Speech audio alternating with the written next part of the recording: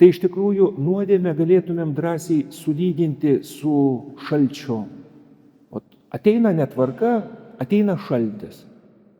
Žiūrėkite, mėly broliai ir seserys, kai jaučiamės mylimi ir apsupti žmonių, kurie mus myli, kaip mes jaučiamės? Pilni gyvenimo. Mėly broliai ir seserys, klausydamiesi Evangelijos pradėkim linksmai apmąstyti tą Dievo žodį. Su kuo galėtumėm palyginti savo santykį su Dievu? Labai linksmai galėtumėm sakyti, su mūsų bažnyčios grindinio šildymu.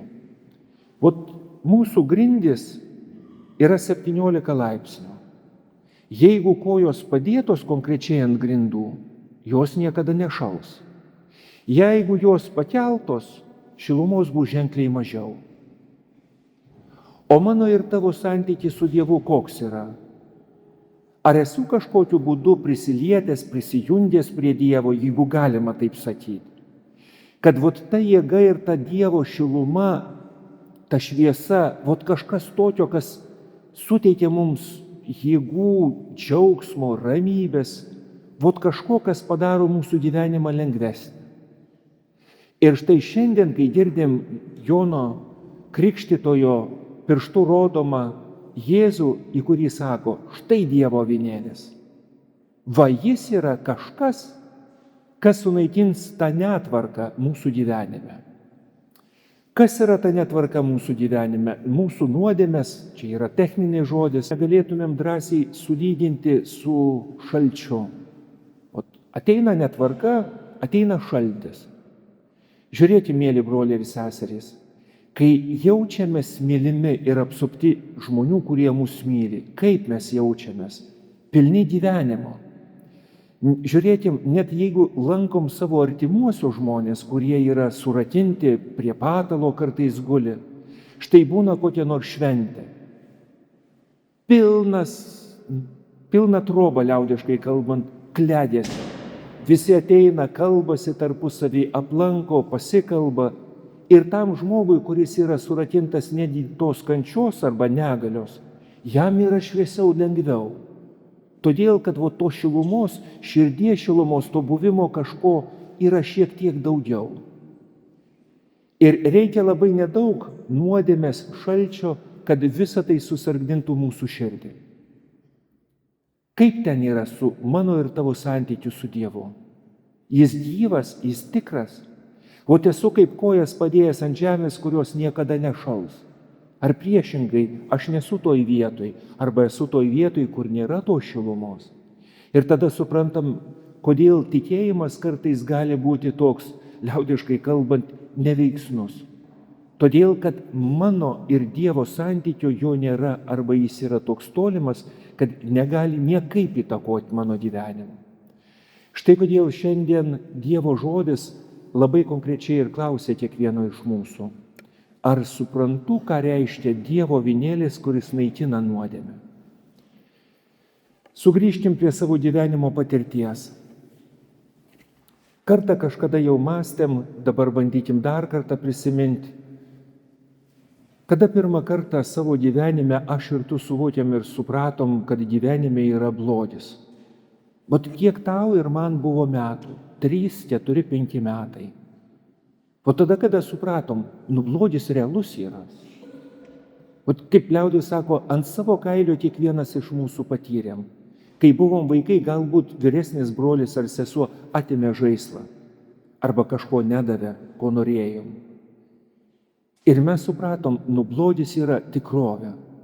Ir laikui bėgant ir kaupiantis mūsų gyvenimo patirčiai, to blogio iš tikrųjų mes patyrėm pakankamai daug, kiekvienas. Ir labai svarbus dalykas yra, kada atėjus laikui, ypatingai tada, kai jau ruošiamės pirmai komunijai, mums buvo paaiškinta, kad tas blogis jis būna ne tik tai išoriai, bet jis gali būti ir iš mūsų vidaus.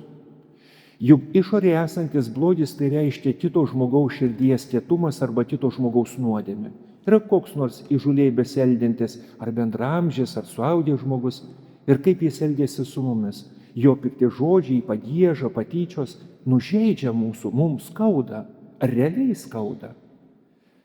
Bet štai susipažinom ir su kita patirtim, kad ta netvarka, kuri gali atsirasti ir mano, ir tavo širdį, ir aš, ir tu esam pajėgus, o ne tik pajėgus, bet ir gyvenime ne vieną kartą padarę tą nuodėmę, atsigręžę iš šalia esantį žmogų su širdies šalčiu, su žodžių kietumu, su melagystėm, su apgavystėm ir daugelį kitų dalykų.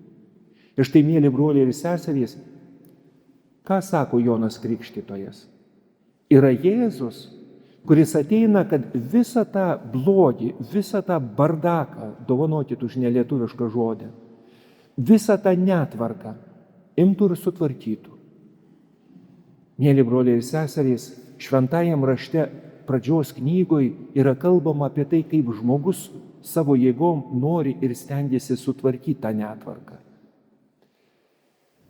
Kartą senelis nusiveda savo anūką į zoologijos sodą, senelis labai mėgsta gamtą, pasakoja apie ten esančius gyvūnus ir priveda savo anūką prie narvo, kuriame gyvena beždžionės ir klausia, ką matai, ką pastebi. Seneliui labai svarbu yra, kad matytų, įvesdintų savo anūką, kad padėtų pastebėti, kas vyksta toj gamtoj. Ir anūkas sako, matau, kad tas beždžionės, kurios kas valgo, kas daro, ir viena elgiasi šiek tiek kitaip. Ji tiesiog utinėja visas kitas. Išutinėja vieną, nueina pas kitą, ieško tų blusų, kažkokių kitų parazitų. Ir senelis ir klausia, kaip tu galvoji, šitą situaciją, ką galėtų pamokyti tave? Jis pagalvoja, mažas vaikas, sako greičiausiai, kad ji turi gerą širdį, rūpinasi kitais. Kaip ir taip, ką dar galėtum išmokti? Ir staiga anūkas klausia, o kas utinėja, kas pasirūpina ta beždžionė, kuri rūpinasi kitais? Ir senelis nusišypsoja sako, niekas. Ta beždžionė, kuri rūpinasi kitais, dažniausiai labiausiai aptekusi utėlėmis yra.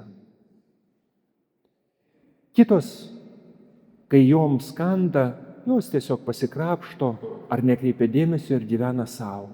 Šitokiu būdu paprastai išsisprendžia. Ir senelis sako tam anūkui, žinok, gyvenime žmonių tarpe irgi yra taip besielgiančių žmonių, kurie darys viską, kad pirštų parodytų ir rutinėtų svetimas nuodėmes ir silpnybės. Tas padarė tą, tas padarė aną, bet jie paprastai žmonės šitai besielgiantis, jie nepastebi, kad jų širdis yra ženkliai prastesnė už visus kitus. Sakykit, mėly broliai ir seserys, jeigu paimtumėm praėjusio pusmečio arba praėjusių metų visus savo žodžius, ar nėra taip, kad mes labiau rūpinamės ir mums rūpi, ką kiti žmonės pasakė ir padarė, ir tai užkliūva mums labiau, negu iš tikrųjų tai, kokios būklės yra mano ir tavo širdis? Ar mano ir tavo santykis su Dievu leidžia Dievui išgydyti mano širdį ir tavo širdį? Ar toje krūtinėje, kurią turim, toje širdyje gyvena ramybė? Ar leidžiam Dievui iš tikrųjų veikti visą jėgą, paimti tą netvarką, paimti tą nusiminimą, paimti tą liūdesį, ko tik tai nėra mūsų širdį, paimti galiausiai tą šaltį iš mūsų širdžių? Kaip yra su mūsų širdim? Ir štai žiūrėkim, pirmieji tėvai, kurie pamatė, kad yra problema, padarius pirmąją nuodėmę, kaip sprendė problemą. Pirštų rodė į kitą ir sakė, va šitas kaltas. Tai būdinga ir mums. Juk labai dažnai, matydami, tarkim, kažkokią netvarką savo širdį, pirmoji vietoje norisi pasakyti ką? Vaikai kalti todėl, kad man galvą skauda, sutuoktinis elgiasi netinkamai, dar kažkas. Taip, aplinkybės yra, tačiau aš atsakingas už tvarką, kuri yra mano širdyje. Ir už tiek, kiek leidžiu Dievui kištis į mano gyvenimą. Jeigu padedu savo, liaudiškai kalbant, kojas ant šiltos žemės, visas kūnas apšyla. Jeigu ne, visas kūnas atšąla. Lygiai tas pats dalykas yra su mūsų tikėjimu. Arba savo širdį leidžiu Dievui veikti ir keisti mano gyvenimą. Arba tada laiko klausimas, kada užsiimsiu kaltinimais kitiems šalia esantiems žmonėms. Štai kodėl Jonas Krikštytojas yra tas mūsų mokytojas, kuris pirštų rodo ir sako, jauti nuodėmės netvarką. Va yra Jėzus. Jėzus yra kelias, tiesa ir gyvenimas. Jėzus nebuvo kaltas, bet jis yra prikaltas ant kryžiaus. Tam, kad mes turėtumėm drąsos ir noro patikėti jo žodžiais. Ir jis nebuvo iš tų, kuris gražiai kalbėjo ir patogiai gyveno. Ne, mes žinom, kaip jis mirė. Ir mirė ne už savo kaltes, o rodydamas kelią, kad yra galimybė sugrįžti pas tėvą. Kartą vienoje kirpykloje vyksta pokalbis tarp kirpėjo ir ten besikerpančio vyro. Kadangi tai užtrunka, šita procedūra paprastai vyksta įvairūs pokalbiai ir išeina pokalbis apie Dievą, apie tikėjimą. Ir kirpėjas sako, netikiu Dievu, nes per daug blogio yra. Žiūrėk, išeik į gatvę ir po keletos akimirkų jau matysi blogio apraiškas. Kažkas ant kažko šaukia, kažkas kažką pastumia, kažkas elgiasi kažkaip ne taip. Jeigu Dievas būtų, tikrai nebūtų tokio blogio. Vyras tiesiog išklausė šitos dalykus, galiausiai baigėsi kirpimo procedūra, susimokėjęs išeina į gatvę ir labai greit už keletos akimirkų grįžta ir kviečia kirpėją išeiti į gatvę. Išeina kartu pirštų rodo į ten esantį žmogų, kuris visas tiesiog pasišiaušęs, neapsikirpęs, toks pakankamai nevalyvas, pirštų rodo jį ir sako, žiūrėk, matai tą žmogų? Matau. Jeigu yra toks žmogus, vadinasi, kirpėjų nėra šitam pasauliu. Ir kirpėjas suvokia ir supranta, kad vien dėl to, kad kažkas nesilaiko tvarkos ar žmogus, per kurį ateina netvarka, tai nereiškia, kad nėra kirpėjų. Ir blogis, kuris egzistuoja, tai nereiškia, kad nėra Dievo. Bet tai reiškia, kad vienas ar kitas žmogus, aš ar tu, karts nuo karto, ar dažnai leidžiam tai netvarkai per mus įžengti šitą tikrovę. Ir tada šalia esantiems žmonėms būna be galo šalta. Prisiminkim, skausmas ir kančia veikia kaip šaltis. Tad, mėly broliai ir seserys, šiandien Jonas Krikštytojas pirštų rodo į Jėzų ir sako, jeigu nori, kad tavo širdis atšiltų nuo skausmo ir kančios, kurį galbūt tu patyrei dėl kitų žmonių nuodėmių, dėl kitų žmonių širdies kietumo, arba jeigu tavo širdis ir mano širdis sušalo dėl mūsų pačių netvarkos, eik pas jį. Juk ne veltui priimant komuniją mes sakom, štai Dievo avinėlis, štai tas, kuris turi galią viską pakeisti mano ir tavo gyvenime. Amen.